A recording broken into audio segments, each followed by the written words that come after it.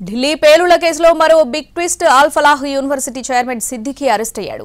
మరోవైపు ఎన్ఐఏ దర్యాప్తులో సంచలన నిజాలు వెలుగు చూస్తున్నాయి. దేశవ్యాప్తంగా డ్రోన్ దాడులకు కుట్ర పన్నారని, జనసాంద్రత ప్రదేశాలే టార్గెట్ గా చేశారని బయటపడింది. ఢిల్లీ పేలుళ్ల కేసులో ఎన్ఐఏ ఎంక్వైరీ స్పీడ్ అందుకుంది. తవ్వే కొద్దీ నిజాలు బయటకొస్తున్నాయి. దేశవ్యాప్తంగా డ్రోన్ దాడులకు కుట్ర, జనసాంద్రత ప్రదేశాలే టార్గెట్ చేశారని విచారణలో తేలింది. ఈ కేసులో అల్ ఫలాహ్ విశ్వవిద్యాలయ వ్యవస్థాపకుడు, Al Falah group chairman Javad Ahmed Siddiqui arrest అయ్యాడు. మనీ లాండరింగ్ నిరోధక చట్టం 2002లోని సెక్షన్ 19 కింద సిద్దికీని ఈడీ అరెస్ట్ చేసింది. కారు బాంబ్ పేలుడు నిందితులకు అల్ ఫలాహ్ విశ్వవిద్యాలయంతో సంబంధాలు ఉన్నట్లు విచారణలో తేలింది. ఇక్కడి నుంచే దాడులకు కుట్ర చేసినట్లు ఏజెన్సీలు గుర్తించాయి.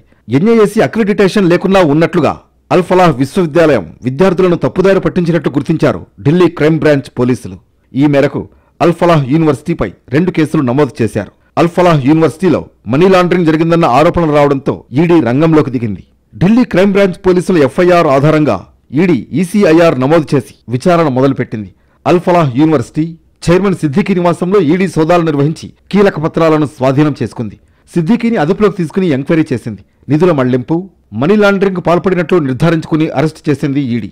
ఉగ్రవాదానికి నిధులు సమకూర్చారన్న కోణంలోనూ ఆరా తీస్తోంది.